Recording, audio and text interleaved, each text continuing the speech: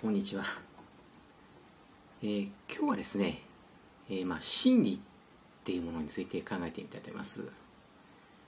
真理って何かって言ったら、もう普遍的にですね、絶対否定し得ない、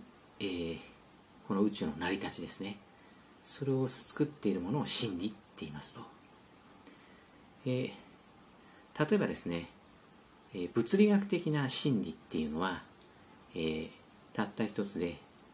なんでこの宇宙が生まれたのか、そして誰が作ったのか、そしてその目的は何か、これですね。で、なんで僕たちはこの時間と空間の中にいながらもそれを考えるようにできているのかっていう、これをですね、解き明かすことが物理学の目的であって、そして物理学の真理がこれですと。そしてこれをですね、表す、シンプルな方程式が必ずあると。で、その方程式のことを大統一和理論と言いますと。で、その方程式を通すと、なんで宇宙が生まれたのか、あるいは何の目的で生まれたのか、そして誰がどのようにこの宇宙をビッグバンを起こして作ったのかですね。はい。これがですね、要するに物理学のたった一つの分からない真理です。で、これが分かるとですね、人間がですね、覚醒してしまってですね、なんでこの世界が生まれたのか、何の目的でいたのかってのが分かってしまうと、結局それのためだけに生きなくちゃいけないっていうのは自然と分かるようになりますね。はい。そうするとそれって仏教的に言うと下脱した状態になっちゃうんですよ。ですからお金が目的で生きているわけでもなくて、色恋沙汰が目的で生きているわけでもなくて、さらには権力とかそういったものを目的に生きているわけではありませんということが分かってしまうんですね。で、これをですね、仏教的には悟りと言いますと。なんでビッグバンが起きて、そして何の目的で起きて、誰が起こしたのかっていうのが分かってしまうことを悟りと言いますと。でですね、この悟りに従って、新しいビッグバンを起こして新しい宇宙を生み出す行為ですね。これをですね、物理学で第五の力って言いますと。で、第五の力によって重力が生まれて、その中に弱い相互作用が生まれて、そして電磁気力が生まれて、そして、空間が生まれて、時間が生まれて、そして、強い相互作用によって銀河や惑星が生まれて、そしてその惑星のように文明が生まれて、そして現在あなたが生まれて、この動画なんか見て、一体なんでこの宇宙は生まれたんだろう、一体何の目的で生まれたんだろう、誰が作ったんだろうなんて考えてますけど、その答えっていうのは要するに、釈迦やキリストがこの世界に残してくれた教えの中にちゃんとありますと。で、なんであるかっていうと、それがですね、きちっとお釈迦様の法華経なんかに書いてあるんですけど、要するに過去世でですね、お釈迦様でね、弟子を取りましたと。で、その弟子たちを下脱させましたと。で、この下脱っていうものがですね、これ宗教的なものではなくて科学的なもので、人間の意識を、真空の状態に戻すということですね。物質的な欲望を完全に遮断して、で、そのですね、精神っていうものはいわゆる11次元の状態の宇宙が生まれる前の真空に戻った状態なんですよ。はい。でですね、その後にですね、釈迦とキリストっていうのはですね、このですね、なんでビッグバンが起こって、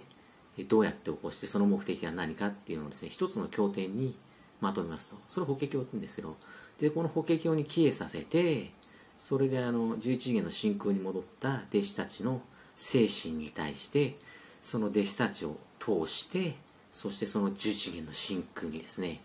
ビッグバンを起こせと。そして新しい宇宙を生み出して、そこにあなたは肉体を持って再び生まれ変わって、あなたが根性を帰依したこの経典をそこの世界でも未来の世界で学べと。そしてそこにですね、その世界が何で生まれたのか、誰がどうやって起こしたのか、そして何の目的で残して何をすべきかが書かれているから、それを学べと。これがですね、第五の力ですね。何もない真空にこの釈迦の命令で第5の力が生まれて重力が起こりましたと。11次元ですね、これ。で、10次元にですね、弱い相互作用でつながり合っている無限の世界が生まれていきますと。で、9次元にその無限の世界の一つの、が電磁気力によって生まれて、そして8次元にビッグバンが起こって、強い相互作用が生まれて、そして時間が生まれて、宇宙が生まれて、星雲が生まれて、銀河が生まれて、惑星が生まれて、そしてその上に文明が生まれて、そしてあなたが生まれて、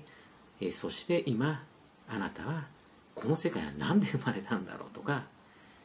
何の目的で生まれたんだろうとか、自分は何をすべきなんだろうかっていうのは全て書いてある経典がちゃんと、残されているんですよ。それがこの世界法華経で、この過去にちゃんと、如来であるお釈迦様がいて、それを弟子たちがこのですね末法の時代に伝えてるってわけですね。でそれをあなたがそれを通してなんで宇宙が生まれたのかを学んで、それを他の人に伝えてあげることを教えって言いますと。はい、わかりました。はい。このようにですね、如来はですね、あちこちの世界ですね、弟子を取って下脱させて、この宇宙の構造と仕組みをですね、解き明かした、ビッグバンの秘密を解き明かした、教えを説いてですね、あっちこっちでも第5の力をですね、発揮して、ビッグバンを起こしまくってるんですよ。これをですね、学ぶことがですね、この世界に生まれてきた目的ですと。ですから、あなたもこの無限にある世界のこの中で、それが書かれた経典を学んで、それを理解することによって悟りを開いて、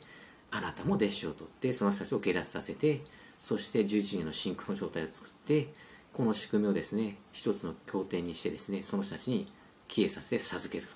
そしてその人たちに、ビッグバンを起こせって命令することで、11次元に重力が生まれて、10次元に弱い相互作用で無限の世界が生まれて、9次元に電磁気力が生まれて、そして8次元に強い相互作用となったビッグバンが生まれて、宇宙空間と時間が生まれて、そこに、星雲、銀河惑星が生まれて、そしてその世界にあなたの弟子が生まれて、